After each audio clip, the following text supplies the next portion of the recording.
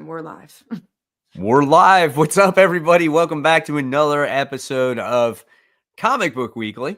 And today I have Kat Comic Uno with me. Last week I'm I had back. Brant. This week we I got know. Kat. Me and Brand hate each other, so that's why we can't be in the they same hate room. each other. They're butting heads like, oh, I'm not doing a show with Kat this week. No, this week it's just Brant. He just He's had a busy week. He's had a busy week, and he's a night owl, so he's up at night and then he sleeps during the day. And he had some things that he had to do the past couple of days that messed up his sleep schedule. So he's not here with us today. He's got to get his rest, you know.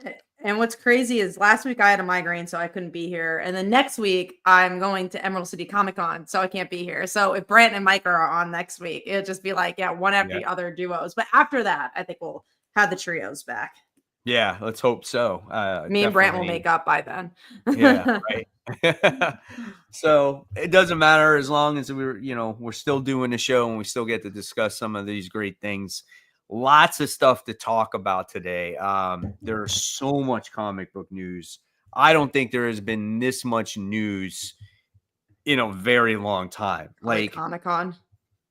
I was just like, what the hell is going on that there was this much news that Comics Pro was this week. So it's like that retailer thing they do to like promote the books. That's why there's a lot of news. Right. So I was just like, the news came out after piece after piece. I was like, geez, man. And they were big ones too. They weren't just like, a new X-Men book. It was just, there was a lot of big pieces this week.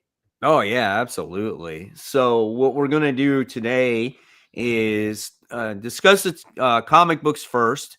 We'll let the audience grow. And then we'll go into this news, and we want to hear what you guys think about some of this news that came out. Because I feel like the comics are definitely secondary this week. And so we'll kind of get those ones out of the way. They weren't the best comics, at least in my opinion, anyway. I've definitely read better. Just going back to last week's show, Brent and I couldn't even talk about what our top 5 was. We were just like, let's take a list of books that could have been in your top 5. And there was like 10 books last week that could have been in my top 5 in a normal week, you know? There's a lot of good books last week. I have a few that I liked from my top 5.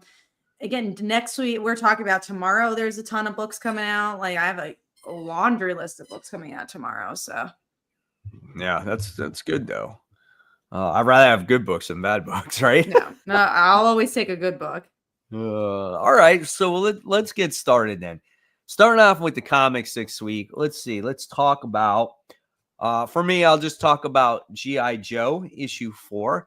Another really solid book for me. I think it's very, has a lot of action going on. Cobra versus G.I. Joe. They're fighting over Cybertronian technology, and it's just a lot of action. And you think that the Joes get the upper hand against Cobra, but that's not the case. They wind up turning themselves in, and one of the Joes was spying and finds out a secret of what the Cobra guys are doing.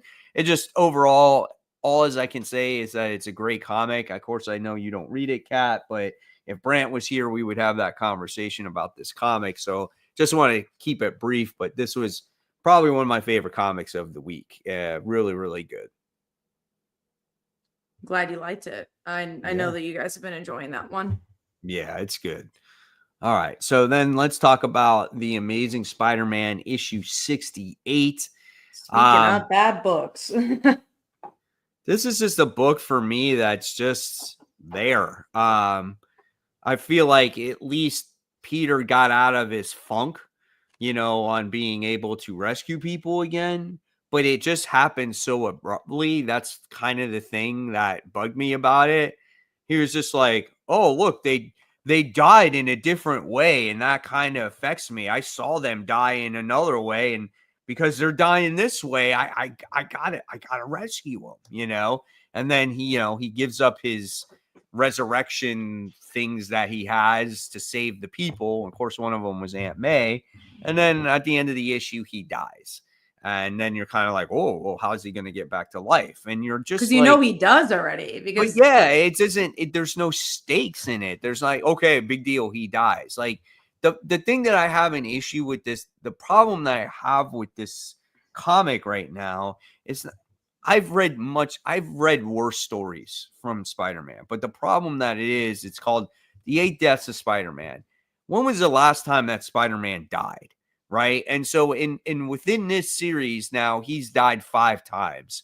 And it's like, who cares if he dies, because he's always going to come back alive, so it doesn't mean anything. It's just kind of pointless in my eyes here. Yeah.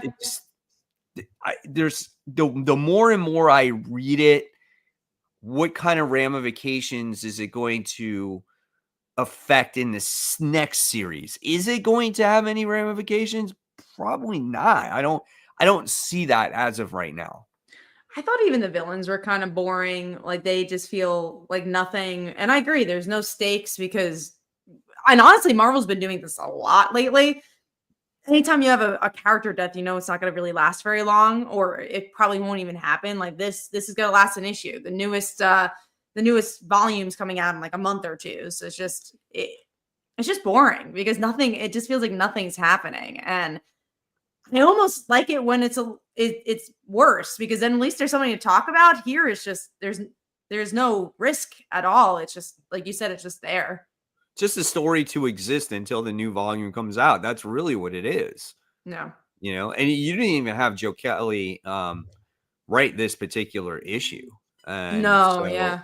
It's Justina Ireland. And so it's just like, I just feel like Joe Kelly at this point is just writing his run on Spider-Man, and this one just kind of, he knew that for a while, and he only did so much of this, and he's kind of shared the writing duties here. So it is what it is, and hopefully issue 1 of the new volume will be better. I mean, just seeing the preview alone looks a hell of a lot better, so we'll see what the story has to offer. All right, so now let's talk about Zatanna, issue 1. So this is a book that obviously I think all 3 of us had high expectations for, because we liked the Black Label series, right? So in this issue, or this book, I thought the writing was good, and I thought the artwork was better. It was a beautiful book to look at. Me personally, though, like, I liked it, and I'm going to read more of it, but I wasn't completely blown away by it because I couldn't really get into the cast of characters. I don't know if this is a new cast or not. I know that the enemy in there is a new character, but I didn't know like the other cast of characters in here. But I like the exploration of magic and those different types of things, and them going through this portal and stuff. So that was kind of interesting, but you've known that I've never been a magic person to begin with, whether it's in DC or in Marvel. So it's like, it's hard for me to get into certain stories that has to deal with, superheroes that have magic powers. Yeah, if I had to pick between the two, I still like the Black Label one, I think, a bit more because of the character drivenness of it. But I like this because it felt different, but it felt like its own identity. Like, I like the sleight of hand stuff, the illusions. I love the art. So it definitely gave me enough to want to read more and see where it goes. I liked what it was building towards. And again, the other characters we'll see as they play off. They try to fit a lot into this issue, but I like the vibe of the book, which I think is important. Yeah, the end of the issue was pretty cool. I didn't expect that to happen at the end to Zatanna there. So, but it's kind of the same thing. It's like, like, she's going to be okay. It's just like they use that in the first issue and you're like, oh, damn. But then you're like, oh, well, she'll be fine because she's magic. What's different with the Zatanna one, at least it's like, how does she get out of it? Because it's an interesting ending of like visually. The Spider-Man one's like, he's just like kind of laying there. It's like, I don't care how he gets out of it. It's like, I feel like the build up to it was his neck was broken, Yeah. But the thing is, in Spider-Man, is he's already died 4 times in this series. So you're like, okay, what's one more time? Mm-hmm. All right. So let's talk about our number 5. So what was your number 5 then? Mine was X Factor issue 7. I thought this is a really good tie-in to Doom. which I haven't been liking. One World Under Doom. I don't remember if I was here for it, but it's everything you kind of expect with the event books. But and as someone who's not reading Fantastic Four, it's not really for me. But I like this because this book is already a political satire, so it kind of leans into that, into the humor, good art as always. So I mean, I just thought it was a good tie-in. I'm sorry, I didn't even hear you. It was X Factor. Oh, X Factor. Yeah, you like that book. I like that book too. Mm. I thought it was a good book. It wasn't like my favorite of the bunch so far, but I did like how Angel came back. We haven't seen him since like the first issue when he was severely injured, and now he's the leader of the group. I thought that was kind of cool too. But overall, it was pretty interesting. I wonder, like, with that device that they had to get at the end, like, is Doom going to get that device, from the island of, they call it what? Gigosha? It's Genosha, but they called it Gig Osha. Where it runs on an algorithm. It's so stupid. I was like, oh my God, it's so fun. It's stupid. It's funny. You know what I'm saying? So yeah, the AI stuff was interesting. Like that commentary was interesting that they were tackling that. But the way they did it, I think it worked. Yeah, it is pretty cool. I like the book. It's fun for sure. My number 5 is going to be actually Storm. Okay. Issue, what are we on? 5 on that. It's a good book. It's a book that I don't quite understand because I only read the first issue and then I dropped off of it, and then I picked it back up because of One World Under Doom. And right now it's like Storm wound up losing her powers, and then she died, and she was, I don't know, she couldn't use her powers for like 7 days or something like that. She wound up using them because Dr. Doom was going to kill somebody. And then now somehow she got thrusted off into space, and she has like these cosmic powers. And you wind up getting to see like the cosmic side of thing of the Marvel universe. And it was definitely a much different issue than I ever anticipated. Like it's Eternity and the Oblivion and the Tribunal. And so it's all those different types of characters in there. And it's definitely different. I don't know 100% what I read, but I liked it. And I loved looking at this book. This book is like fucking masters of art. Like, I loved it. I mean, in freaking insane. And so I'm just going to continue it. I know it like continues with the X event that's going on. But I'm going to continue it because it's such a gorgeous book just to even look at, Yeah, it's cool that like the event got you to jump onto it, another book you weren't reading. Yeah. Normally, probably I might have not tried it, honestly, if it wasn't for the events, because I dropped it after the first issue or whatever. All right, so let's talk about Ultimate Wolverine issue 2. So what do you think of it? It kind of has a similar problem I had with issue 1, where it's just too quiet. It's just like it's pretty slow, and I am okay with that if the visuals are gorgeous, and I feel like the visuals are kind of muddy. So I didn't love it. I'm gonna obviously read the next issue. It's Kitty and Gambit, but if that doesn't impress me, I think I will drop it. It would be a good book, I think, with a different artist, but I don't think the artist makes those moments shine, honestly. I like this issue, but I didn't like it quite as good as the first issue. There was less action, more talking heads in this one, but I did find it interesting how Colossus and Magic were trying to make sure that this project is working. They didn't want to feel like they were going to get killed or betrayed, or, it would be able to handle things out in the field. And so I did find that interesting, but there wasn't enough action for me in this particular issue. The artwork doesn't bother me. I like the artwork. Do I think it could be a little bit more vibrant? Maybe, but I think that's not what they're going for, because Wolverine is such a killer in this, and so it's a very dark comic, a little bit, like you said, muddy and sketchy, which I don't have an issue with. I think it's pretty good, but hopefully, the story picks up a little bit, and I want Wolverine eventually to get some kind of, I would want to say, personality. I'm curious if he's ever going to talk. You know what I'm saying? Yeah, that's true, and that's why it's such a quiet book, because he doesn't talk. But again, they're trying to do early Wolverine, I guess, because I don't think he talked for a while either when he was and in it's like the like Hulk Winter stuff. Soldier. Yeah, it's like Winter Soldier too. It's like Mhm. he's just an assassin. That's basically what he is. He's programmed to kill. So he's not going to have a conversation with anybody, Sure. So, all right, let's talk about the book you read. That's Wonder Woman issue 18.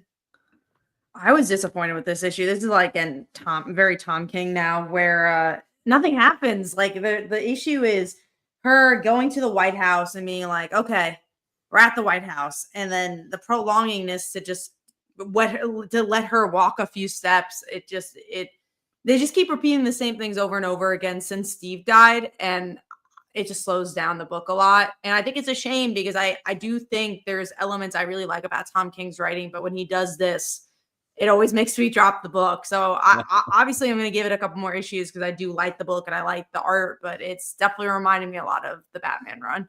Yeah, see, I'm telling you, man, it's just Yeah. that is his writing style. And it's like, at this point, it's like, it's just going to keep repeating itself no matter what kind of series that you write, unless it's probably like a mini series, Yeah. I'll say like my favorite of his is Mr. Miracle, and and it that's was a like lot 8 of people's. issues. Yeah, Yeah. that's a lot of people's. Now he did the Vision. the Flash one, Mhm. and that was a disappointment for a lot of people because of the way it ended. It started off pretty good, but yeah, there's that. So we'll see what happens with Wonder Woman. And then you read Power Rangers Prime issue 3. I did, and it's such a good book. If you like Power Rangers, it feels like a new season of Power Rangers that never existed as a television show, and they utilize some characters from the show, but mostly they're all new characters. And you get to see the VR Troopers as well, so that's like another franchise from that like Super Sentai stuff. It's fun. I really like it. If you like Power Rangers and you want something different than Mighty Morphin, I recommend it. It's just such a consistent book. Yeah, see, I mean, I like that first issue, but it just was taking too long in Yeah. between issues. And so it's just not gonna, with all, the different cast of characters and new characters, I know that it's probably not gonna be for me. So It's gonna be a bigger investment than, let's say, that Pink Power Ranger book. That was a little easier for ru- new fans. That's it- definitely something I would say about this book, is that it's not for new fans, which is interesting because it's a new cast of characters, but right, it's so involved with the mythology. It really is for people who've already enjoyed Power Rangers. right, correct. Yeah. All right. So then what was your number 4 this week?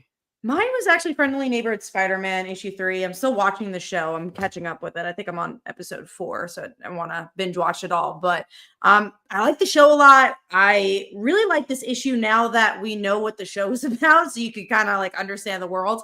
But what I liked about this, it's Peter trying to join the football team, and then he realizes just because he has powers doesn't mean he'll be good at football. So he has to figure out other ways to make money for him and his aunt. And I just like the balance of Spider-Man and Peter. I know a lot of people have been trashing on the show, but I have not enjoyed a Spider-Man show or movie things. Well, Into Spider-Verse I have, but a Spider-Man show in particular in a long time like this. Because obviously you had the Ultimate Spider-Man show, and it was more for kids. So we haven't even had a Spider-Man show in a long time, and it's a lot of fun. I've been really enjoying it. It's probably my favorite Marvel TV show at this point, because WandaVision probably is my favorite, but it's up Right. there for me. I might want to pick up this comic again because I'm watching the Spider-Man show Mm, right now, and I haven't watched episode 5 yet, but I mm. just got done watching episode 4, and I love this show. Like I Yeah, absolutely love it. I don't mind the changes that they've made to characters. they make Um, sense. and Most of these changes make a lot of sense. right, I mean, it's familiar but fresh at the same time. And I think it does that on purpose, so it catches a new generation of fans of Spider-Man. Like, I like seeing all these characters in their like younger forms or before they actually became villains. Like, it's kind of neat to point that out. Like, you get to see Lonnie, and you get to see Mac, and you get to see Dr. Octopus for the first time. Like, you're seeing all these characters for the first time, and anything from like classic stuff that's happened in the comics, the way the show opens up at the beginning, the intro changes every single time. The suits, just like, I don't care if Norman is black. I don't care if First of all, have you seen his hair in the comics? It makes sense that it makes he's a sense. black It totally character. makes sense, yeah. And like I don't care that like what's her Mary name? Jane's not Connors in it. is Lizard, and who? What were you gonna say? Like, Mary Jane's not in it. Like, I feel Yeah, like I a lot don't of people are care. upset that it's like, but Nico's a really fun character. That doesn't mean Mary Jane won't be in it. Like, what we'll talk about this in the news, but we know Gwen's gonna show up, and she's gonna be Right. Spider-Gwen, and Yeah, that's a could lot of be, yeah. fun. And what I And love, then it's like it's such a love letter to Spider-Man. You could tell like Spider-Man fans made it, and the cliffhangers are so good. Every Yeah. episode feels like something's happening. Exactly. And it feels like modern day Spider-Man and classic Spider-Man. It has that vibe to it. It really does, I like how it's made to be like a comic book but a show at the same time. It's really well balanced. Like, I don't know, man. I don't get really what the hate is. You just got to have sometimes an open mind. Like, I like what's her name? Is it Pearl? Is it Pearl? Yeah, Pearl is Yeah. the Like, I like interest. her as a character. I think she's Mhm. great. And who knows, she could break up with Lonnie because he's in a bad situation now, So it's tough, man. I felt bad for the kid. He sacrifices his brother and says, "Hey, I'll be part of your gang," and then he had everything, and now he's going to wind up losing everything. Yeah, and the way it happened felt really organic and natural. And this is somewhat of a spoiler of the show, but it happens pretty early on. Peter teaming up with Green Goblin, and I found that really fascinating. Like, Yeah. there's so many like cool things that you haven't seen in the comics that's happening in this show. I very much recommend it if you're a Spider-Man fan. Like, I think this is just a great show to be watching. I'm It's really better enjoying than it. any of the comic that's out right Yeah. now. So you're gonna kind of appreciate it. And I like how they're starting from the beginning with all of these characters. Mhm. That's what I love about it. Putting their own twist as well. It doesn't feel Yeah. like it's chained by the comics or chained by the MCU. Go It's its watch it. own It's good. thing. And pick up Yeah. the comic now, because again, the first 2 issues, I'm like, I don't know what this is, but now I know the show, so like it was so much easier to get into the comic. So now it makes sense that Yeah. you're reading it, and it's so, because I had a feeling like, I'm like, well, now that I'm watching this show, now I have like those voices in my head. I Yeah. kind of know what to expect here. So I'm probably gonna pick it back up again and read it. And this is a fun one. Again, like it balances the villains, but then also a lot of the issue is just Peter trying out for football. Like that's a fun concept. Yeah, absolutely. Okay, cool. That's good to know. So that was your number 4? Yes, that was 4. Okay. And my number 4 was Ultimate Wolverine. So we already discussed that. All right. So now we move on to, let's see. Let's do you dropped Nightwing, and then I did. Let's see. So let's talk. I'll talk about Nightwing issue 123 quickly. It's kind of been more of the same. It's Nightwing just exploring more of the different types of gangs that are in there. He comes across this gang that are like mutants. They're called the Fly Boys. And he's trying to get information and trying to figure out the person that's been causing all these issues in Bloodhaven, and it's just more of the same. The artwork is pretty good. It's not a bad series, but it's not the greatest either. And very middle of the road, I which is do why I want dropped something it. a little bit different. Like I want to see a little bit more of Barbara Gordon. I want to see Haley. I do want to see, just I don't know. It just seems like this is the only thing we're focusing on at the moment. And I'm curious, like, where are we going to go with this? It's not like totally exciting me. I feel like it's almost a comic that's like it's there. It's got good action when the action's around, but it's like I don't know. Am I really into the villain that's in this comic? So we'll see what happens with that. Next one is Stranger Things, the Dungeons and Dragons: The Rise of Hellfire issue 1. That book surprised me. I thought that one was a pretty good comic book.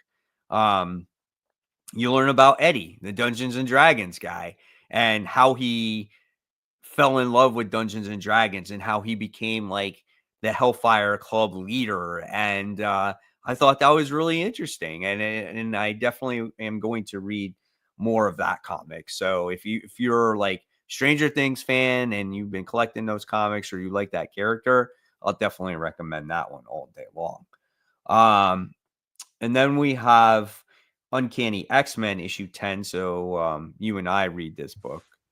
So what'd you think? The art is still throwing me off for this one. I obviously it's so different than Dave Marquez's book. I mean, Dave Marquez's artwork. I like the kids also more than like Rogue and everybody, which is weird to say. And I do feel what you've been saying, where it's just like it feels like two different books. And weirdly enough, I think you enjoy like the trio of the X-Men more. And like I like the kids. I want to see where they're going. And anytime they go to like Nightcrawler or something, like, no, go back to the kids. I'm more interested in that. So it does feel like a very torn book. And it does feel like it's buying time as well. Because obviously we have like a fill-in artist. Yeah, we'll see where it goes. I still like the book a lot, and I liked this issue. It just there was a lot of uneven elements with the art, and then the split of its time with the different characters. Yeah, absolutely. I agree with the art. It's the artwork is much different, and obviously I think this was the artist that did Dark Ride, right? If I'm not mistaken, yeah. But it fit that book more than this one. Correct. It's an indie book, and then when you get an Uncanny X-Men book and you get an artist like Dave Marquez, and then you get this artist, not knocking this artist, it's just very different. It's just very different, and so it doesn't live to that expectation because Dave Marquez is one of the higher tier artists, so that's what you expect when you get this book, and you don't get that. And we're only how many issues in this book? 10 right 10 now. issues in, and we can't even. This is the third issue in a row that we're getting this artist, so it's kind of crappy. And again, you get a character that supposedly dies, and then right away in this issue they come back alive, and the story kind of doesn't make sense to me. It's like they released these Sentinel dogs in the last issue, I felt, to go after these guys, and then it takes place in a mall, and then obviously since it takes place in a mall, it's all over the news, and now they're worried about getting bad press. And it's like, well, what do you expect when you got Sentinel dogs going after kids? You know what I'm saying? It's just like it was weird. And then you do get your X-Men, so you get like Nightcrawler in there, and then at the very end it's bookend with classic X-Men with like Gambit and Rogue, and so I like those moments, but those moments are so far and few between. And I feel like those moments are forced in the book because it's like, hey, we need to put X-Men in this comic book. Otherwise, people are going to get upset. So, yeah, this book is just like, it's kind of all over the place for me right now. I don't disagree, but we'll see. Again, I still like the book a lot. So, just more of the arc that I haven't been loving. Gotcha. Okay. Let's see. So now we'll go on to our number 3. So what was your number 3? Mine was Zatanna. I thought the art was really good. I think it has a lot of potential. Again, is it the Black Label book? No, but I think that's an okay thing that they're not the same. Gotcha. Mine was Deadly Tales of the Gunslinger issue 3. This is the one that's the origin story of Gunslinger in like his early days, and This takes place in the Old West, and Gunslinger just became the character that he is. So he's trying to figure things out. He's going after the person that threatened him, which is a demon. And Jimmy Palmiotti is the one that writes this book. So it's nice. it's different than, you know, than McFarlane, you know, so it's kind of cool. Art is kind of, it's not my favorite art, but it's like dark and gritty. It reminds you of the Old West. So it's a pretty decent book, man. I really enjoy it. So again, I've said this many times, like if you have not read anything with Gunslinger, now's the perfect time to jump on board. And it's a $3 comic book, man. So you can't beat that. Right. Yeah, my dog is doing some crazy stuff. Lenny, come on. Like on top of a couch, and she's just like, looks like she's up to no good. All right, she's good now. Looked like she was up to no good. But yeah, I'm glad that Gunslinger is new reader friendly now, because I know it's been going on for a long time. So you kind of need that for a book. Yeah, absolutely. All right, so then let's move on here. We're going to go talk about some Titans. This is issue 20. Oh my gosh. I am so, if this was not the Titans, I would have dropped this book. And it's very inconsistent. I'm like holding on to it because I'm like crossing my fingers that this is going to get better. I like John Layman as a writer. And so I'm just like, okay, did we just do this book because of Valentine's Day? Yes. It's like, it's so frustrating, this book. It really is. It's like the romances felt really forced. Like the Roy and Donna stuff. I was like, when did that? Where did it come from? Yeah. They're like kissing at the beginning of the book. And I'm like, what? Like, and then they don't really follow through either. They're just like, oh, I guess that happened. And then they move on. Yeah. And then the Gar and Raven stuff makes sense because we've been dealing with it. But I'm like, also, like, I'm kind of bored with it because we have been dealing with it. I did not love this issue. And I didn't love the art for this issue either. This is the original artist, though. I know. I'm not a huge fan of Pete Wood's like facial expressions. Right. Like I like the idea of his art, but his facial expressions are a little off for me. But yeah, no, I agree. It's a weird title in that way, because I do feel like the first issue had a lot of potential, and this just kind of went somewhere else. I mean, you still got the story where like Psycho Pirate is tricking them all to thinking that, oh yeah, we're gonna, you know, Bumblebee is going to save, you know, Raven and everybody else, and so that does have me intrigued a little bit, but it just seems like every other issue, it's the story's kind of jumpy, and I don't know, man. I'm not sure.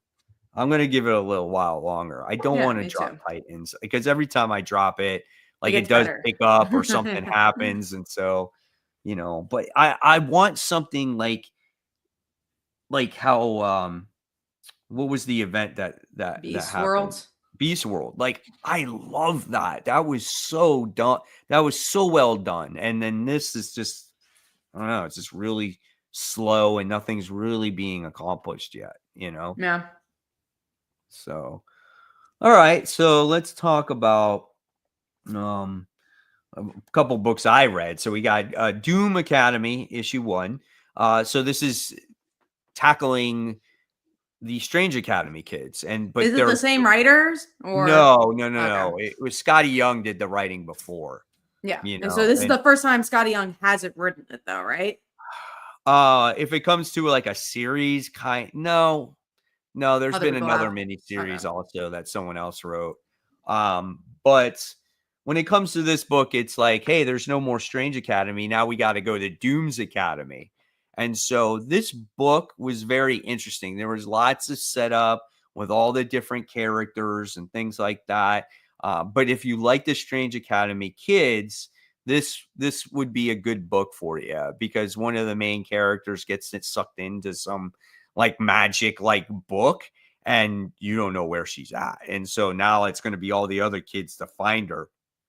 So very interesting concept. It was one of those books where you needed to read on your own, like by itself, because it took me like 35 minutes to read this book. There was so much dialogue in it. So we'll see what happens. So that one was pretty decent. Godzilla Heist was actually a lot of fun. I like this book because it was about this person that is a thief, right? And has this technology that can control Godzilla to create distractions so he could rob, I think it was a vault in Las Vegas or something like that. And so he was successful at doing that. Well, then there was these other robbers that were looking to recruit him. So they wound up recruiting him, and they gave him a job, right? And so he's like, okay, well, what if I don't do the job? Well, they're like, well, you can go kick rocks, we'll kill you. And he's like, well, I guess I don't have a choice then. And so at the end of the comic book, though, there's this particular twist that happens, and you're just kind of left going, oh, wow, this guy is really, really smart. Like, he knew what he was getting himself into right from the start. But for him to come up with this technology to control Godzilla in order to pull off his jobs, it's pretty interesting in itself. So if I can get issue 2, I'll definitely continue to read the series for sure. We do have a question. Obviously, we'll talk about this later in the show, but do you think there'll be scalpers in the wake of DC Marvel crossover issues? I think they're going to be printing a lot. So if there are, they're not doing their job too correctly, because I'm sure it's not going to, be worth much. Maybe there'll be like a special cover, but I am sure they'll be printing a lot of this. Yeah, but there'll be definitely people going after it, though. That is for sure. I can tell you that much. I don't think it'll be worth money, but they will be going after it. Yeah, it'll be a hot book. There'll probably be some kind of character. There'll be something. But yeah, we'll talk about it in a little bit. Yes. So let's go on to our number 2. What is your number 2? Mine is Incredible Hulk issue 22. This has not been in my top 5 for a long time. So I liked it because it went back to basics. It went back to, all right, we're monsters. Let's deal with that. And it felt like more of a monster story. So I liked it. It was simple. And I just like that they're not like in their heads anymore, like traveling crazy places. It was just about them being monsters. I dropped it this issue. I finally did. But here's the thing. Nick Klein will be on the artwork for this issue and maybe the next one. And then he's going to be, he will not be on the series again. That's how it's always been, Kat. He's been constantly in and out with the other artist. And I just can't take it anymore. The inconsistencies of this book, of this series. So like I debated, and I was just like, you know what? I am done. It frustrates me because I read every single issue and I've been really just trying with this one, but it's just, it's so frustrating. I was like, for me, and it had so much promise, but I don't think I can get strung along anymore with it. No, I get that. No, for sure. And I love Nick Klein's artwork. He's on it for a while. I just looked. He's on it. No, he's gonna be on it until issue 25. So and what issue are we on? We're on 22. No, that's not enough. Yeah. Well, he needs that's what he does. He'll do like 2-3 issues, and then the artist comes back again, and then he's like another 3 issues, and then it just doesn't deliver the same way. The storytelling does not match up with that other artist. It's like, it's very, again, we talked about it, it's like very jarring, It's like the artwork in the X-Men book, not Uncanny X-Men, the X-Men book, like you have Ryan Stegman and then you have the other artists that's on there. Their art style is very similar. So it's like it's not a big difference, you don't notice it as much. But when you get those two artists, man, it just, I don't know. No, and trust me, I think if this didn't come, I probably would have been in your same shoes. But I was like, I like this issue. Yeah. Because it's been a while since I've enjoyed an issue. So to get back to liking an issue, that was nice. So we'll see where it goes. I'll let you know. We do have a question from Parker Luck. Mike and Kat, do you think Amazing Spider-Man's current arc or story of 8 deaths is boring because of it seems everyday normal of an arc instead of very interesting, powerful mystery?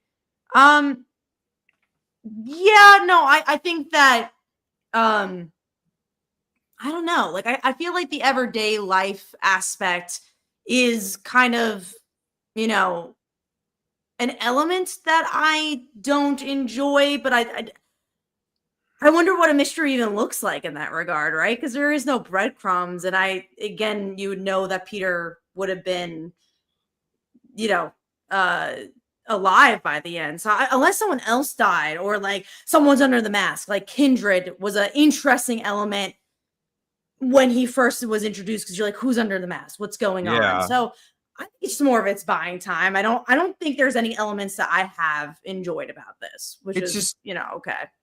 yeah, it's just one of those stories that just doesn't have anything for it that really, adds mystery or makes it intriguing. Like, I give it credit for trying to have Spider-Man have different powers, but does that fit Spider-Man? Does people want to see Spider-Man as a sorceress? Like, no, I don't think so. Unless you kind of you build something with it, but he's just kind of randomly a Yeah, he sorcerer just in became this. it, it's Yeah. like Doctor Doom's like, "You're my champion."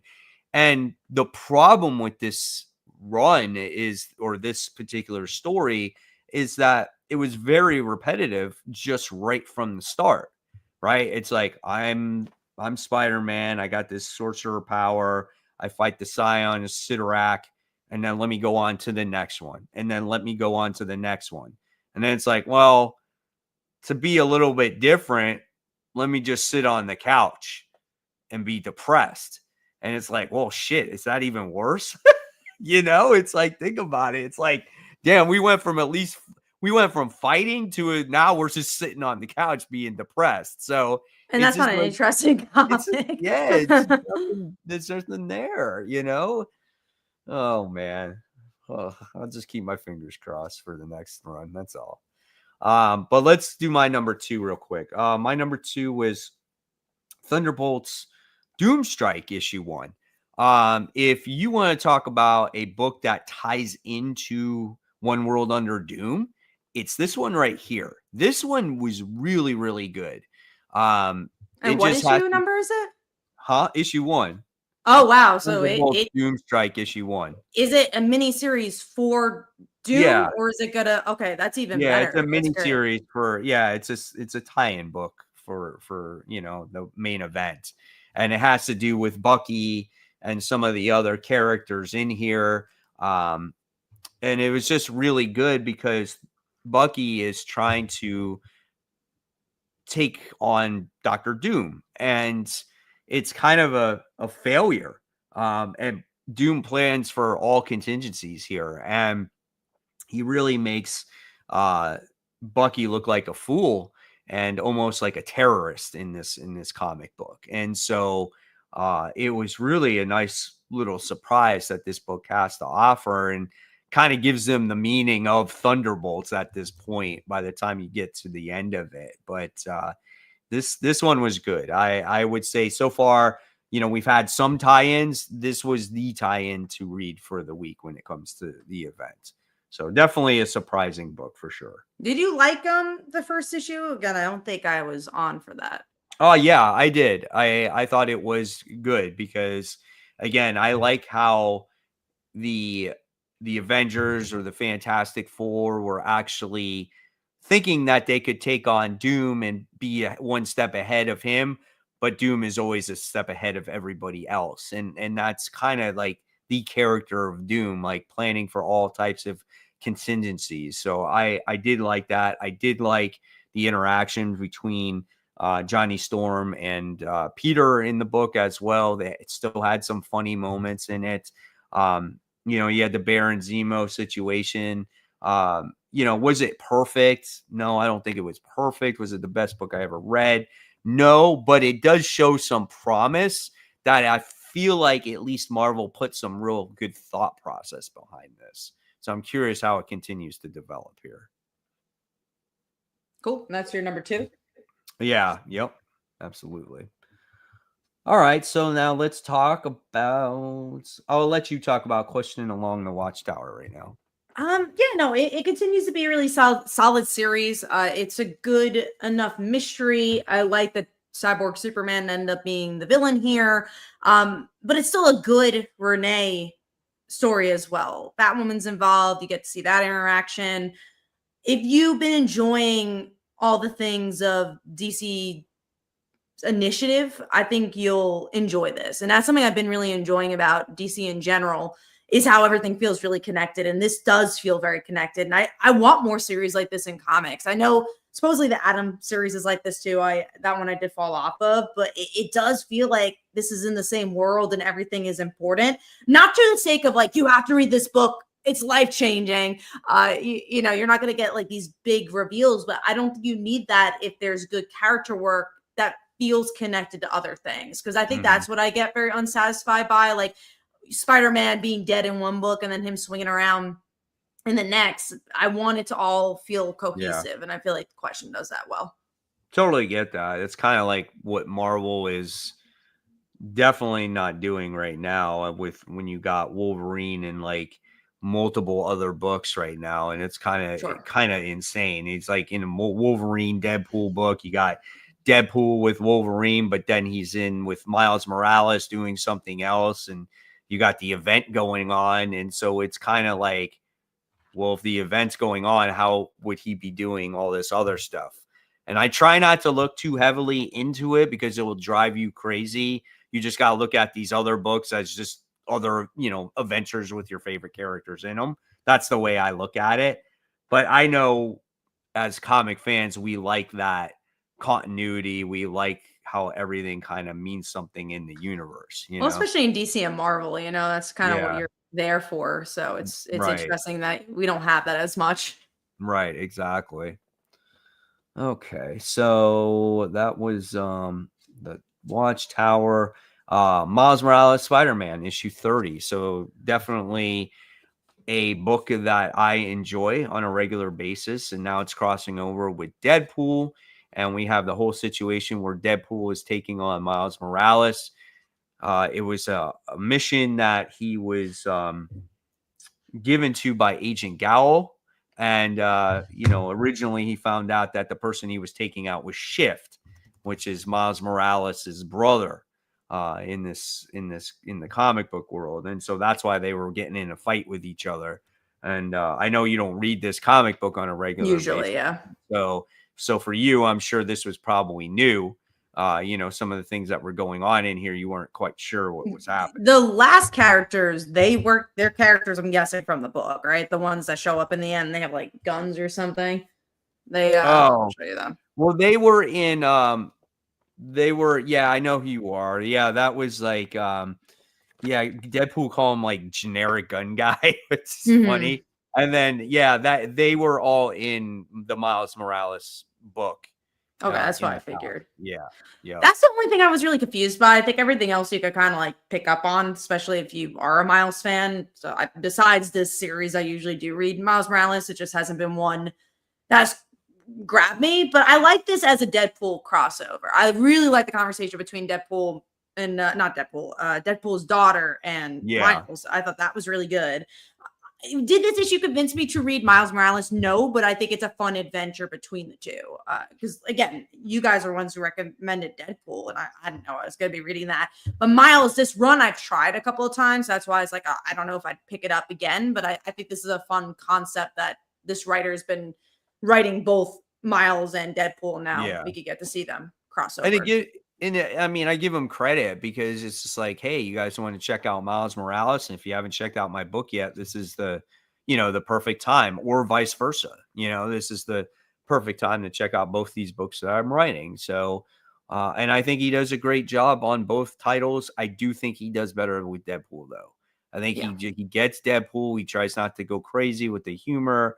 I love the family dynamic. I think he's created something very fun in that world, in that space. So I'll definitely recommend Deadpool. Miles Morales was good here too. And it'll be curious to see what happens though with Miles after that. Oh, I do know what happens with Miles after this, because we're going to talk about it in a little bit. I forgot about there was that big news there too. That cracked me up when I saw that. All right. So with that being said, though, we go to our number one, and my number one was the only book of the week that I gave an A grade to, and that was G.I. Joe issue 4. And we talked about that one already. So Oh, you have to guess mine. What do you think came out this week? Was it Exceptional X-Men? It was Exceptional X-Men. Yeah, no, I really like this book a lot. This issue in particular does have to do with the kids a little bit more. And I think this book does a better job at, let's say, Uncanny X-Men, at focusing on the kids and feeling like they're individuals. And this one has to do with the green guy. And they end up getting an internship with Kitty's roommate's company. And the company is like a DNA company. It's open to mutants and blah, blah, blah. And then, this guy, he feels connected to the boss. He's like, no, let's do it. Who cares if we're collecting DNA? And everyone's like, no, that's not a good idea. You should not do that as a mutant. And I like that it put a spotlight on these other characters, but still having enough Kitty, enough Emma in the issue. And I like how much it's building a world and it feels like its own story. So I like it. Love the book. So I'm having a good time with it. Very cool. Awesome. Glad you're enjoying it. So before we get into the news, let's just do our most anticipated now. Oh, good idea. Sure. Okay. So your number 3, Kat, is Green Lantern issue 20. So you're excited about that one? Yeah, they are continuing that Green Lantern Sorrow storyline and also exploring more about the fractured spectrum thing going on, which I think is really cool and different. And I'm also glad it's going back to not just a core now. Like we've gone to so many different directions with Green Lantern. It seems like now it's going back to basics, and I've missed that. Yeah. So I'm glad to go back to that. I think when you do that, when say you do the different spectrums, like the different colors, like you can explore so much with the Lantern series, and that's what I liked about Jeff Johns' run. It wasn't just the Green Lanterns, it was the Red Lanterns, the Blue Lanterns, and it built up into something exciting, and it was, the buildup was huge there. I love that. It's so good. So really good book. I'm excited for Green Lantern myself. My number 3 is Nightclub 2, issue 6. This is the conclusion to the series. So I'm totally excited about, how this is going to end. I would recommend this book to anybody. It's been so good. Volume 1 and Volume 2. And Volume 2 is actually, I would think, probably better. Just because we got to see these characters a little bit more and their personalities and stuff. So your number 2, which I'm excited to hear why Red Hulk is your number 2. We have not had a Red Hulk series in like a decade. That's why, I want to know what we're getting into, I guess. It just feels, I won't say fresh, but I just feel like it's something we haven't had in a long time. So I'm curious. And obviously you had the MCU stuff. Will it be influenced by that? It's going to be like a very Captain America driven book. Is it going to be more of a Hulk driven book? Who's his supporting characters? I think it's more of the unknown factor that interests me more than anything. It's just like, what's going to be this book? Right. I am excited for this book. It's just obviously just not my most anticipated. Sure. And I did see the movie. I saw the movie on Saturday. Did you like I think it was. I did like it. Okay. Did you see it? I did. I watched it the Thursday it came out. And I feel like there's pieces I liked of it. I really liked the beginning a lot. I was like, wow, if this is the rest of the movie, this would be great. And then the middle really, really slowed down for me. So I didn't love it, but I don't think it's as bad as some Thor, Love and Thunder, Doctor Strange madness. Yeah, they weren't as bad as that. It was there. I thought it was just a good, solid movie. I felt like I would have loved to see probably a little bit more action, kind of like when Falcon and Captain America were flying around the Celestial, stuff like that. That stuff was really cool, Would I love to see the Hulk a little bit earlier or maybe a little bit more? Yeah, maybe. I think, but I get it. This was a movie that was supposed to probably come out a while ago. It went through some reshoots. And I think being that everything that it went through, I think it was a pretty solid movie. I like Anthony Mackie as Captain America. I think he's great. And I thought it was a good movie. I really do. I don't think was it the best movie? No. And that's why it came out in February. You know what I'm Yeah, saying? sure. It's It's not not intended Fantastic to be. Four. Yeah, it's not intended to be the best movie, and so I didn't have these high expectations but I did enjoy it. And But you, it was one of the better movies that I've seen from Marvel as of but you late. know what I enjoyed more? The Marvels, I thought, because that was the one that got really bad reviews too. And then I remember watching that. Like I enjoyed that more than Captain America. Um, if I had to compare it to something.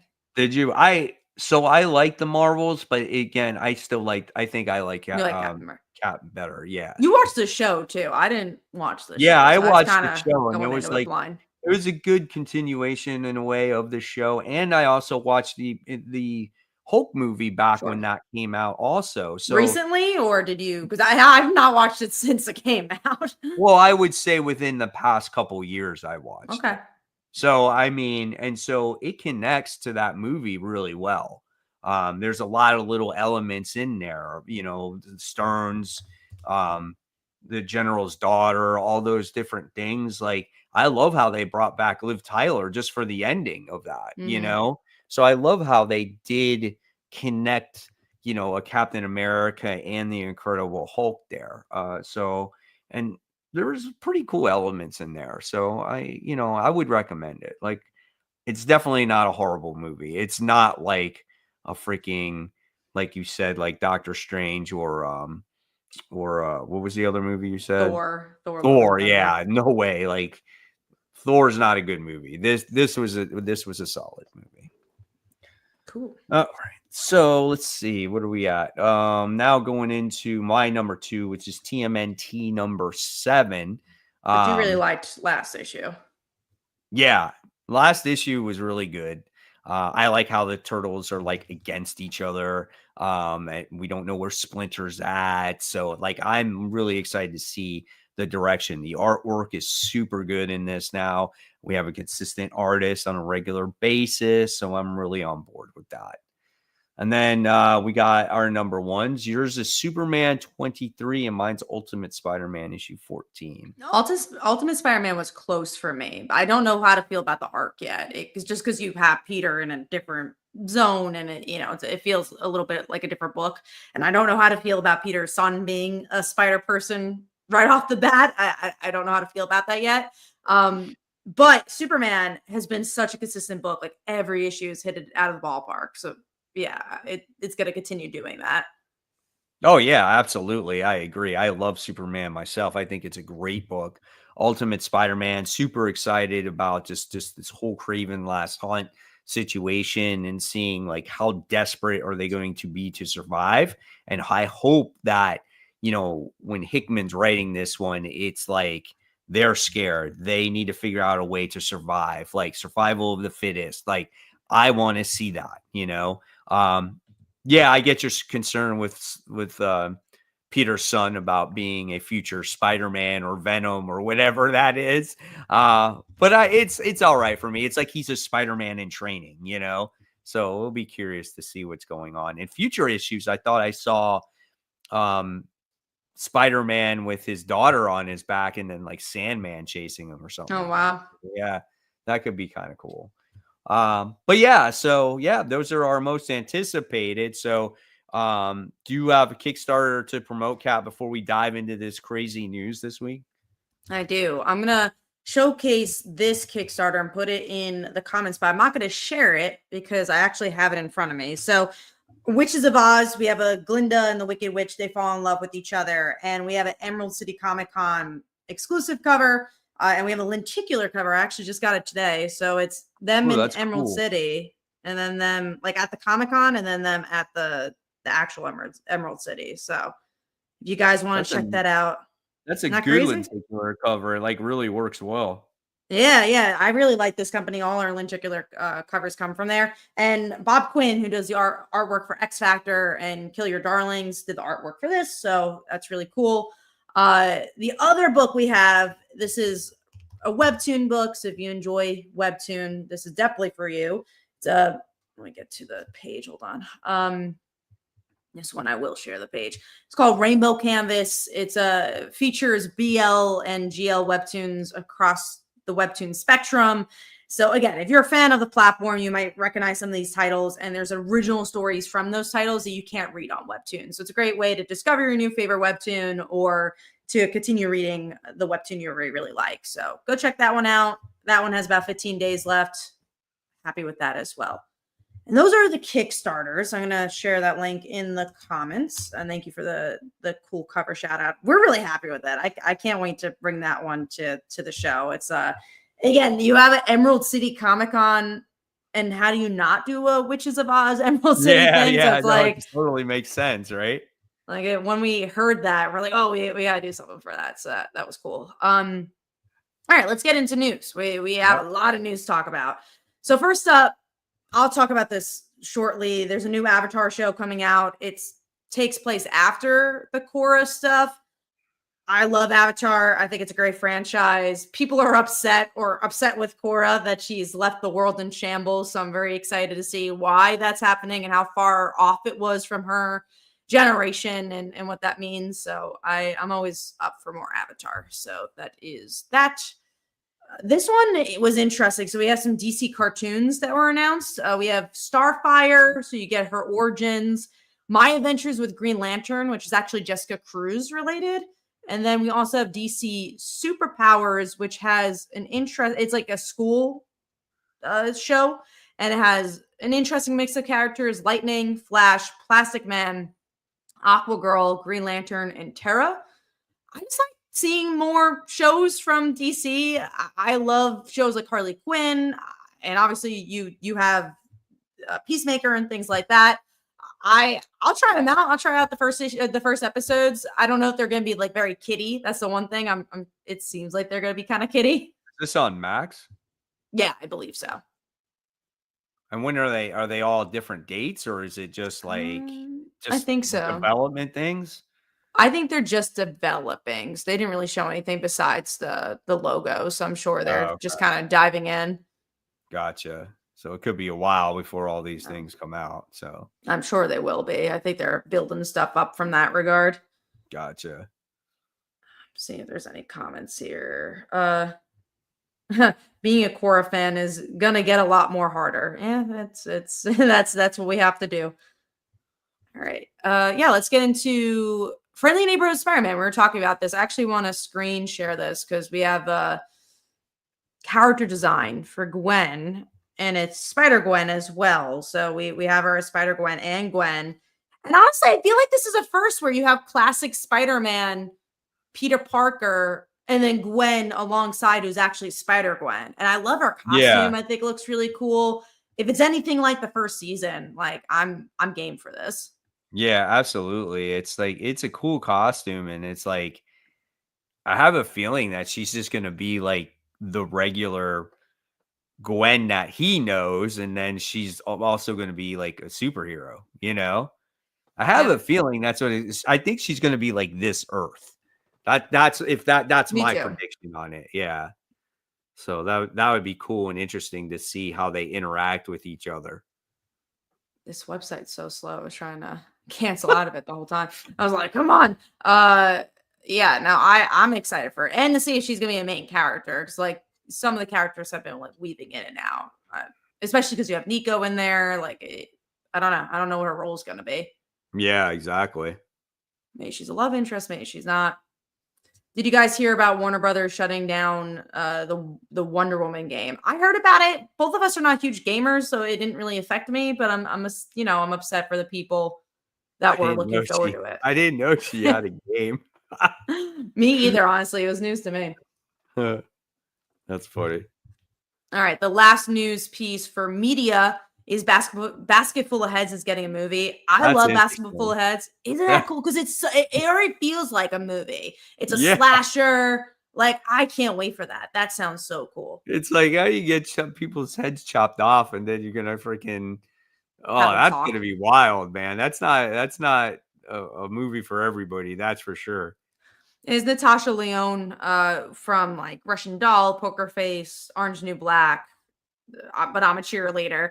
So it's gonna be a cool actor who's funny to play her too and has a lot of spunk. I'm very excited for that. Yeah, I think that'll be fun. Definitely, for sure. I've all the comics, did you ever think like Basketball Heads though was gonna actually like No.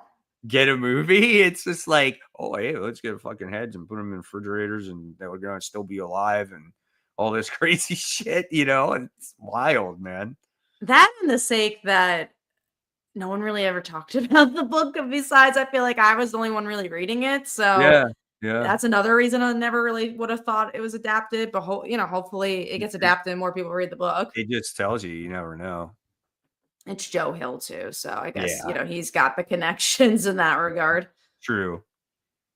All right, let's get into this comic news. Obviously, we're gonna save some of the bigger pieces for last, but we have Exquisite Corpses by James Tynion and Michael Walsh coming out. That was like one of their bigger announcements. Let me see if we have a description. It's like a Fox Boy character. Each issue will feature top tier craft of Tynion and Walsh's collaboration with a roster of industry leading talents. The first issue will be 60 pages. Every issue is every 5 years on Halloween, the wealthiest American family play a game. 12 of the deadliest people in the world are dropped into a small town with just one goal: last killer standing wins. For the citizens of Oak Valley, Maine, this year's unlucky arena, the goal is much simpler. They must survive the night.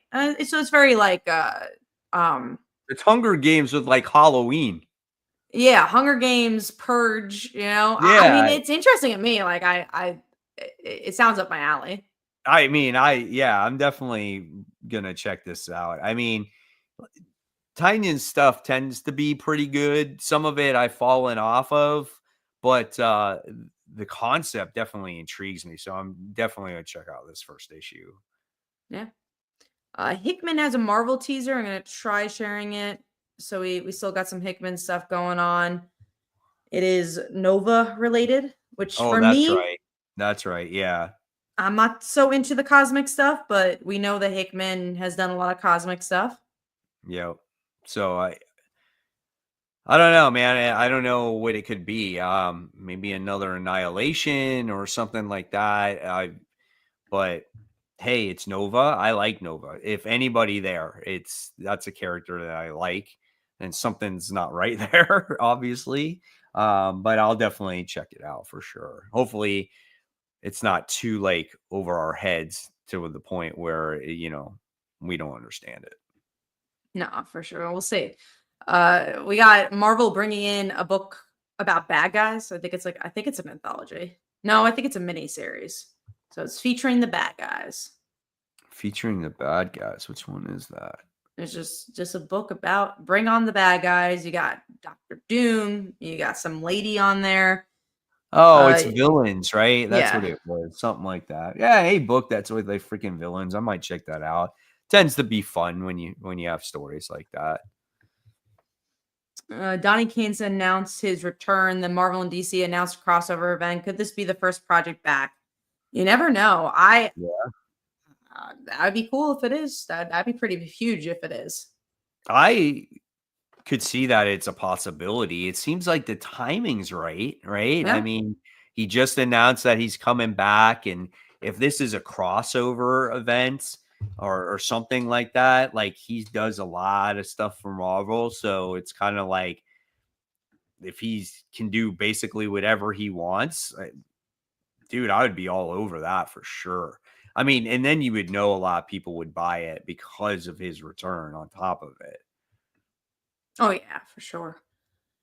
We also have we touched upon this earlier, but Marvel's teasing the death of immortal Thor now. And it's just like, oh, another death. He's immortal. I'm The good. title is immortal. Like, Yeah. he can't die. Like, it defeats the whole purpose of the book. And he's not going to be dead, right? It's not going to happen. So it's just one of those things that I knew I wasn't going to like this run because, again, it goes back to Donnie Cates' run on Thor. Like, Sure. his run was really well done. And you want to talk about Nick Klein. Nick Klein did the artwork for that book, and he was on that book the entire time, so it's like I love that version of Thor, and there were so many stories that were going to be told there, and then unfortunately, stuff happened, but yeah, I'm not reading the death of Immortal Thor. I don't care. Yeah, I think I'm okay too. I dropped that book a while ago. Next up is Spider-Man and Wolverine. They're doing a team up. It's honestly surprisingly been a little while since they have. And I believe Mark Guggenheim is doing the writing, and Kari Andrews is doing the art. Mark Guggenheim was the producer and writer of Arrow. Yeah, I'm picking it up. That's fun. Again, it's been a while. Yeah, that's good, man. I know I have like one of the old books when Wolverine and Spider-Man were versing each other. It was freaking kick ass. So like anytime these two can come together, I'm all over that. And then you got Kari Andrews doing the artwork on it. Really cool, man. I love his artwork. And yeah, and you got a top tier writer on there too. So I'm definitely on board with this book for sure. Yeah, we've had so many Deadpool ones. It's like it's kind of a breath of fresh air to do something different. All right, we are moving on to. There's just so many big. Every news piece is big, so it's just like, oh, this one. Let's do more symbiotes for Spider-Man 975. Great, seen it, been there, done that. I'm good. I was trying to look at the different symbiotes. Let me see if I can click on this here. It's like, here, let me try a screen share. Let's see if I can see what this is. Oh yeah, there's like, is that Spider-Man in a black suit, or is that a symbiote? It looks like Peter, and then there's like some cartoon version of a character. Then you have like a Carnage character. You got some Green Goblin stuff in the back. Yeah, I don't know, man. I mean, you got the symbiote action. You got the Spider-Verse is coming back versus the symbiotes as well. You got that coming out in a couple weeks or next week or whatever it is. But this one's done by Joe Kelly also, so we'll see, man. I don't know. Right, it's just like, all right, it's been done. Really have done the symbiote thing for a while now. Yeah, they've been overkilling it. All right, next up is new Ghost Machine titles are coming out. We have a new High Street miniseries written by someone else, so I think that's cool, and hopefully focusing maybe on like one character for a while, because the actual High Street series usually jumps characters each issue. And then the next one is called First Ghost, which is Jeff Johns and Brad Metzler and Gene Haas. That's a crazy creative team, and it's about a newly elected president who moves into the White House with a young son, and then they quickly discover like cutthroat politics, red tape things, and I think it has something to do with like JFK's murder, like who killed JFK. So it's a political thriller. I check it out. Like Brad Metzler is really good at doing stuff like that, so I'm excited about that one. And I try out Sisterhood as well. Sisterhood, a High Street story, just because again, I'd like to see High Street in a longer form than what it does now, because it's usually an anthology. Yeah, I still think High Street does more than an anthology book. There is an overarching story. Sure, yeah. And then there's just like obviously little arcs going on. So I can appreciate that. But anything that Ghost Machine is going to do, I'm going to try no matter what. I'm not a fan. I think I'm officially going to drop Hornsby and Halo. I just can't get into that book.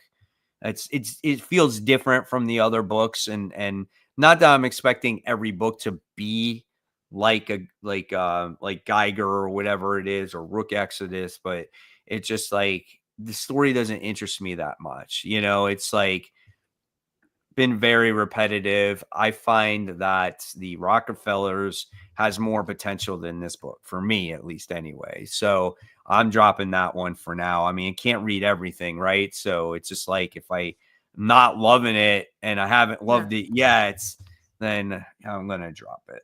It's a slow burn. I'm still picking it up because it's definitely more my style of a book, but I can see why you would drop it.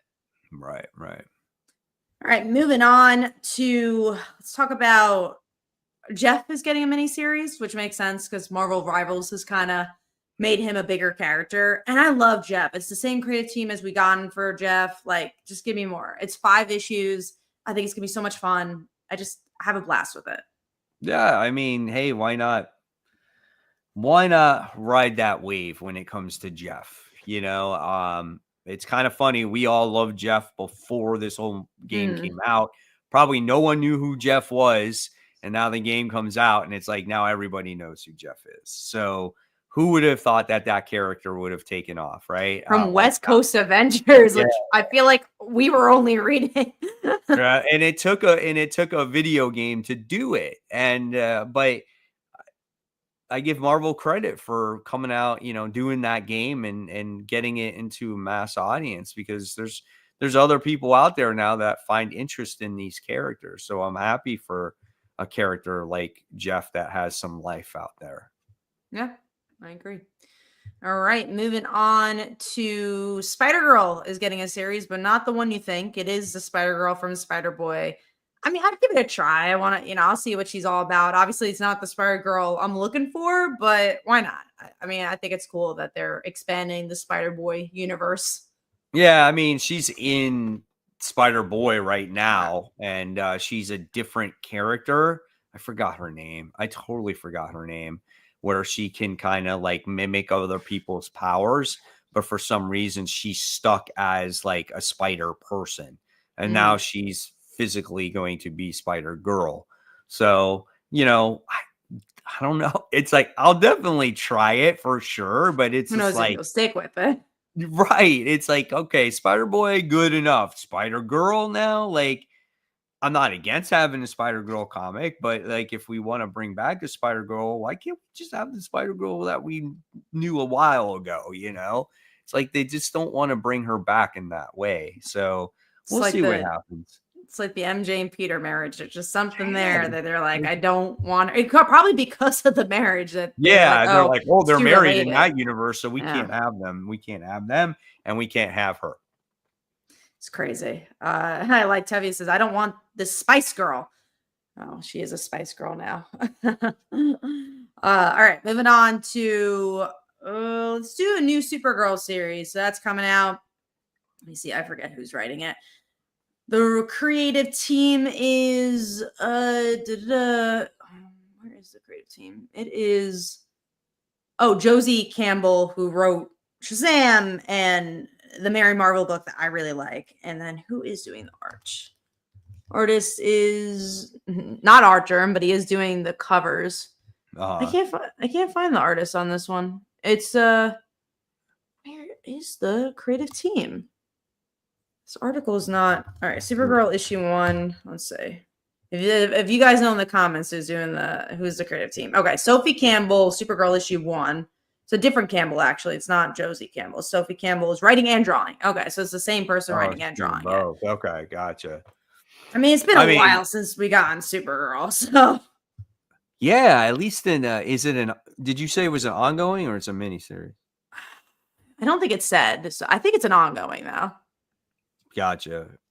Well, let's hope it's good. I mean, I would like to see a good Supergirl series. I mean, there's not too much to say about it, but like you said, we haven't seen a series about her. I mean, we've gotten Power Girl, but we haven't gotten Supergirl, right? So doesn't Supergirl deserve her own series? I do. I think so. All right, next up is Krypto series coming out. I remember the creative team was interested for this one. So Krypto is being written by, let's see, Krypto. Ryan North, who does the Fantastic Four stuff, and Mike Norton is doing the art, which I think is cool. I'm a huge Revival fan, so that's where Mike Norton is most popular from. But he also does this book called Battle Pug, which is like his webcomic for like 20 years. So like makes sense that he's making a Krypto book. Again, I'd try it out. Why not? Let's see what it's about. Listen, I'll definitely try it out. I mean, I love dogs. I love animals. Krypto is obviously going to make his appearance in the Superman movie, so obviously that's why they're coming out with this. I think it's like what, a 3-issue miniseries or something like that. 5-issue miniseries. So I'm definitely I'm down for this for sure. All right. Next up is Action Comics creative team, which is really cool. We have Mark Waid and we have Skylar Patridge, who's a friend, done a lot of covers for me and is a great artist. We've seen her do the Supergirl backup with Mariko. It's really, really cool to see her on such a big book. And then obviously Mark Waid, it makes sense for him to do a book like this. He did Superman, World's Finest Stuff, Justice League. Why not add Action Comics to it?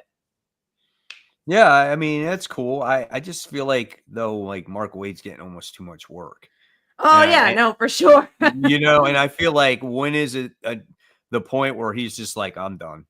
And then now what? You know what I'm saying? So he's doing a lot of stuff.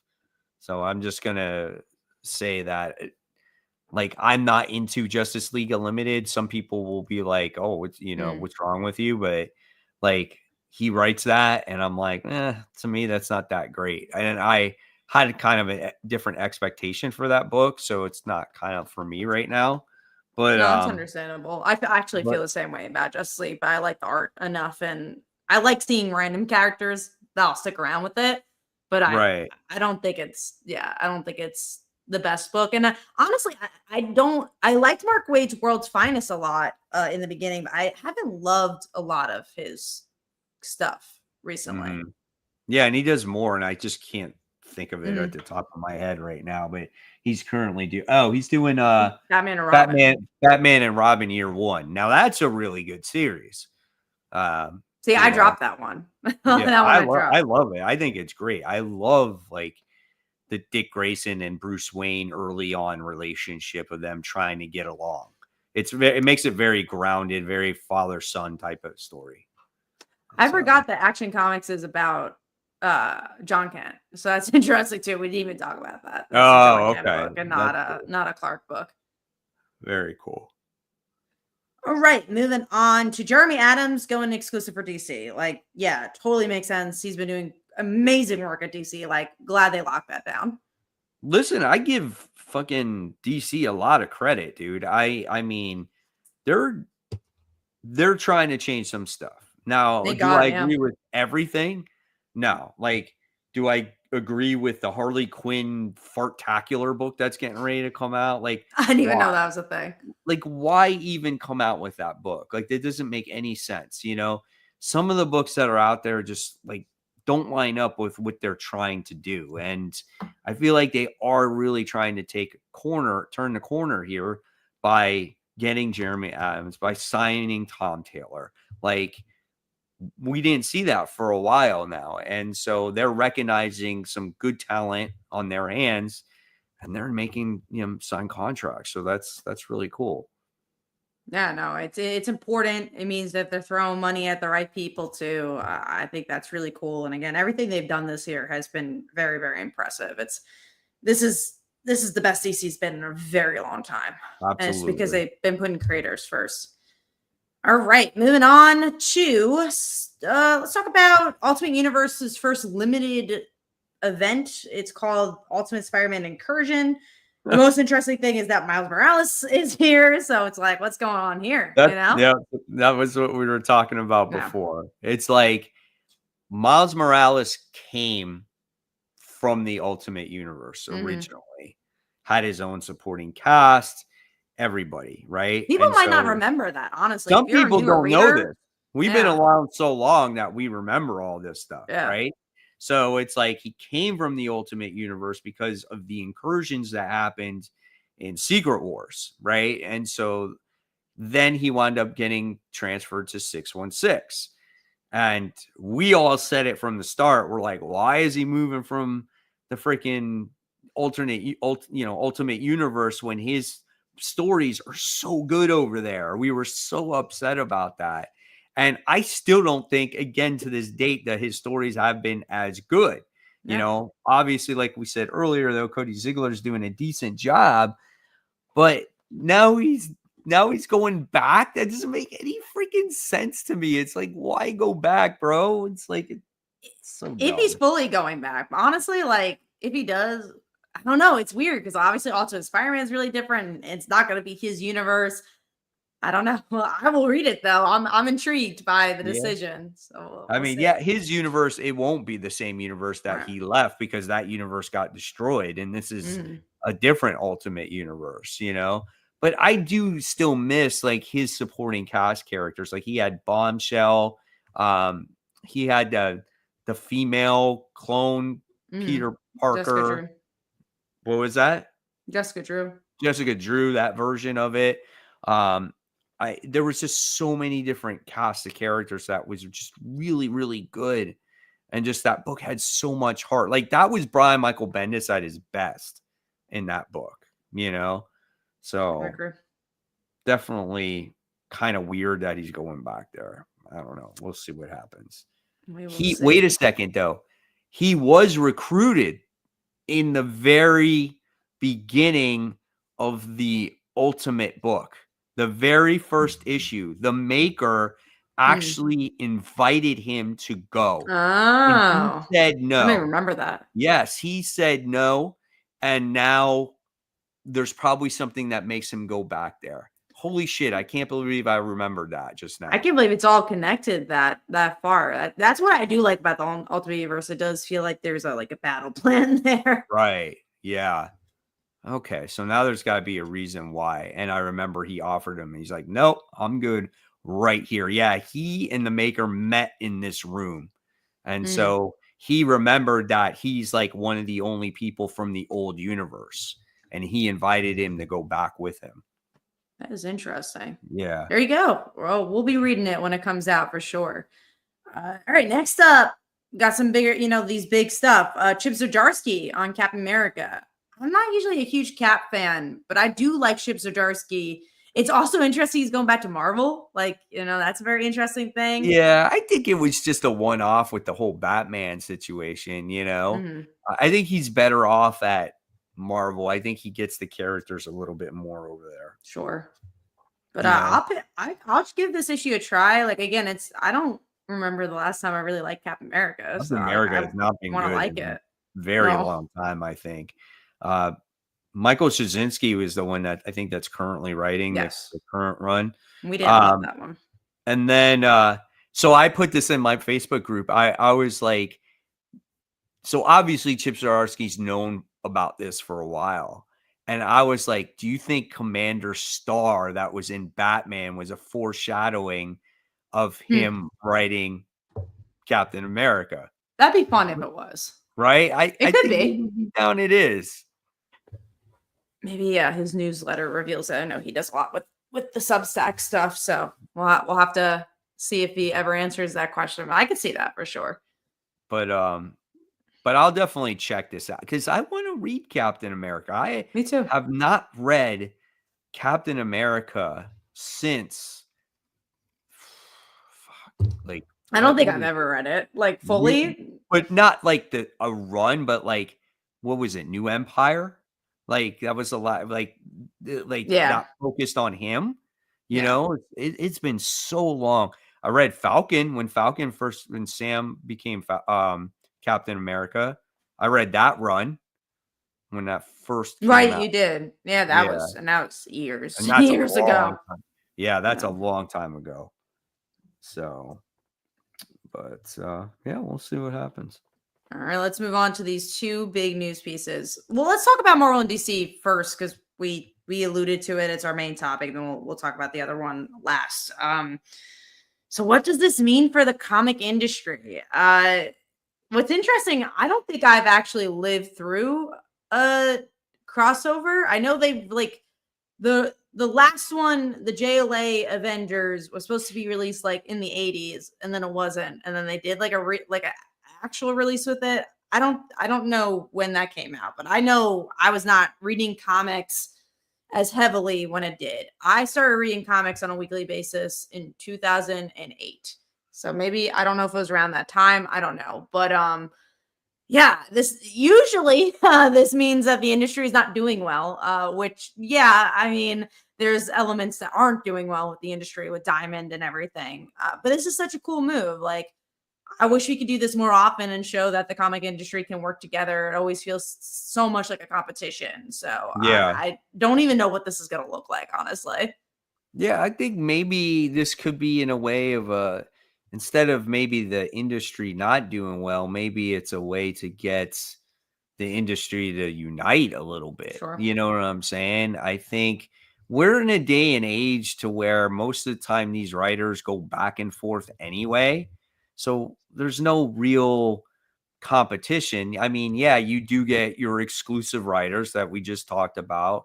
But I think this is a really exciting time. And for new comic book readers, even for a comic book reader like me, like I didn't read that, Avengers versus the Justice League or whatever it was. That came out when I was younger, but I didn't buy, all those books until later on. You know what I'm saying? So I think a modern day story of this would be absolutely amazing. And if you get a top tier creator on this will Donny be Cates. great, So like whether it's Donnie Cates that writes the Marvel side, and maybe like you get Jeremy Adams that writes the DC side, or Joshua Williamson that writes the DC side, somewhere in that nature. And then you get great artists on there. So like, well, who would you get from Marvel to do artwork? I'm not sure. I mean, Dave Marquez. you could get Dave Marquez, you could get Pepe Larez, you could get a couple of people that are on there. You could get like a Jorge Jimenez that does it, or there's some other artists out there. But nevertheless, I think this could be a great thing to get people excited about, something. Like we get excited when there's a certain event or a new character or like, a new series, but DC and Marvel coming together for the first time in God knows how long, this will be astronomical. This will be a big deal. Like it everybody will buy this comic book regardless. Yeah. Like maybe even obviously outside of Wednesday Warriors. Yeah, it's like regardless if you're a reader or not, people are going to buy this to collect it in hopes that that honestly, it is going to be worth money. Like that's their hopes there, It won't, but I think but they'll think it. Yeah, exactly. But I think overall, as like a story perspective, I would love to see what this would have to offer. And I think it's a really good thing, And that, Titsy makes a good point there. He hopes that it's, an actual good story and not a cash grab. And that's, I think, true comic fans, that's what we want, right? Because we want the industry to strive. We don't want this to be a, a desperate measure, that the industry is not doing good. We want this because it's a celebration of comic books. That's definitely not, and we talked about this offline, Kat, like in our chat, but we wanted to ask the people too, what would you guys want out of this in your opinion, right? Like, what do you want from this DC Marvel crossover? Just let us know in the chat real quick while we're discussing things here. And I think like what I would personally want to see is just, you don't get to see Batman and Spider-Man ever interact. I want to see what they have to say about trauma, something like an interesting character story between like two people that never would be in a room together because they weren't allowed to. So I would want it to be a character driven story and not just like this action blockbuster. Yeah. And I wouldn't want it a fight either against them. I would want them to work together and deal with situations together to fight maybe like a new villain threat or a villain, something like that. Like even get like the DC villains and Marvel villains teaming up against the Marvel and DC heroes and have a true like hero versus villain battle over something, whatever it is. Because regardless, that would be freaking cool just to see that, Yeah, I don't disagree. All right. We are, well, as you guys tell us in the comments what you want to see. Well, Batman versus Iron Man is one. So keep going, guys, if you have any things you'd like to go see. All right, but we are moving to our last news piece, which is Matt Fraction and Jorge Jimenez are going to be doing Batman issue 1. It's renumbered. We have not renumbered Batman since Tom King's run, which was years ago. And Matt Fraction, that blew my mind because again, he hasn't really been in the game in a while. He is an amazing writer. You have Sex Criminals, are what collectively one of our favorite runs, Invisible Iron Man. He killed it on. I'm very excited for this. This just feels so new and fresh. And keeping Jorge, I think, is smart too, because then he'll keep the elements of maybe what you're familiar with Batman, but with a completely new voice. Like this is such a game changer. And this is like, again, why I've been really loving what DC is doing in that regard. And again, I'll continue to say I'm usually more of a Marvel fan, so it's so weird to be singing DC's praises compared to Marvel, but it's like they're making moves like this, making things feel different. And then on the Spider-Man side of things, Joe Kelly just continues to do Spider-Man, and there's nothing new or different there. And they're like doing Venom stories. Right. And Spider-Man, I think, Batman, I think could be really cool. They're coming out with new gadgets, new Batmobile. He's getting like the blue and gray treatment. And you hit the nail on the head there. It's like you keep Jorge Jimenez in there, so it has that familiar, feel to it that you're familiar with. But like you said, you got that good, fresh voice behind it now. And Fraction, to me, I think is a solid choice. I would not expect him to write Batman, but I think he's a solid writer. I mean, I liked that Iron Man run that he did, and I feel like that's probably one of the best Iron Man runs that we've gotten, or maybe last really good Iron Man runs that we've gotten, He did I Hawkeye. think Superior Iron Man was the last one we all enjoyed, but before that, but that's kind of like a filler. Yeah, and that was a mini series. That wasn't really an ongoing. But then we got Hawkeye from him. Oh I forgot about Hawkeye. That was Hawkeye crazy. Was always a lot of fun. The artwork was definitely different in Hawkeye, but for some reason the storytelling, it just worked there. And so I am interested to see what he has to do with Batman for sure. I am so excited for that. And it's good because now we got the whole Hush 2 storyline to kind of look forward to. And now we get the excitement of this new Batman here. And this definitely shows promise because he feels like he's going to be doing like I said, new villains, old villains, kind of reimagine Gotham, but in that style that, it is familiar. So yeah, it's definitely pretty cool, man.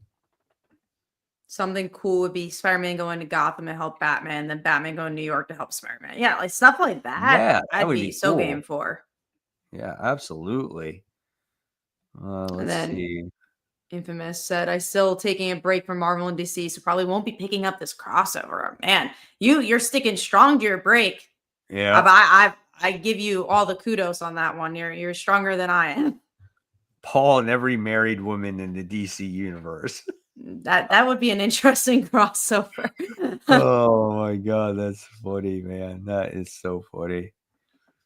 Spider-Man driving the Batmobile. That would be very fun. Things like that. I would love to see visuals like that, and especially like modern versions of these characters. Like we just haven't had a chance to see that, because it's been so long.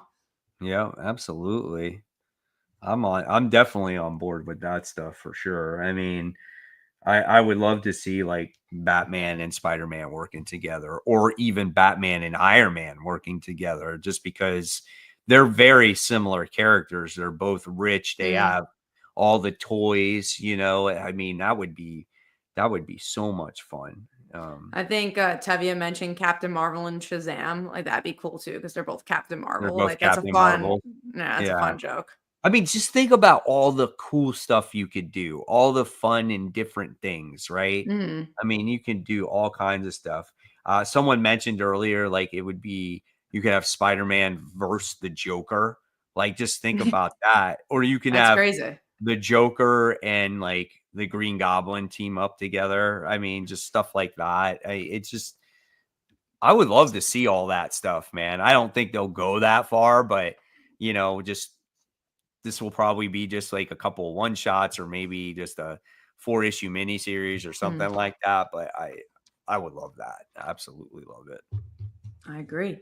Well, that is our show. So hopefully you guys enjoy it. So I'm going to pass it on to Mike to wrap things up. Yeah. Yeah, hopefully you enjoyed it, guys. We had lots of news to talk about. We definitely talk about that DC Marvel crossover and all of the other stuff. And so, like Kat said earlier, she's not going to be here next week, but I plan on being here, and Brant plans on being here. But if Brant can't be here, and if See I what can't be happens. here, there probably won't be a show, you know. But we're going to count on it because this is a huge comic book week. There's some good comic books getting ready to come out. Well, that just came out 9 minutes ago, but that are coming out. So I suggest that you guys get to the shop, pick up those books, have a great comic book day. If you haven't subscribed to our channels, go ahead and do that. Subscribe to Kat's Comic Uno. You know, she Especially if has you her want to know my thoughts for next week.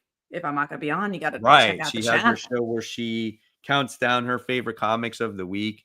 Branch channel Only Good Comics does like Friday first, where he talks about some of the number one issues from the previous week and highlights number one issues that are coming out next week. And then, of course, you got my channel, Comic Book Corner 2.0, that literally does a video every single day. So go ahead and subscribe to that if you haven't done that yet. And don't forget to hit the notification bell so you don't miss anything from us. And yeah, and that's about it, guys. So hopefully, like I said, you got a great comic book week ahead of you. Enjoy all those books and have a wonderful night. Good night, everyone. See you real soon.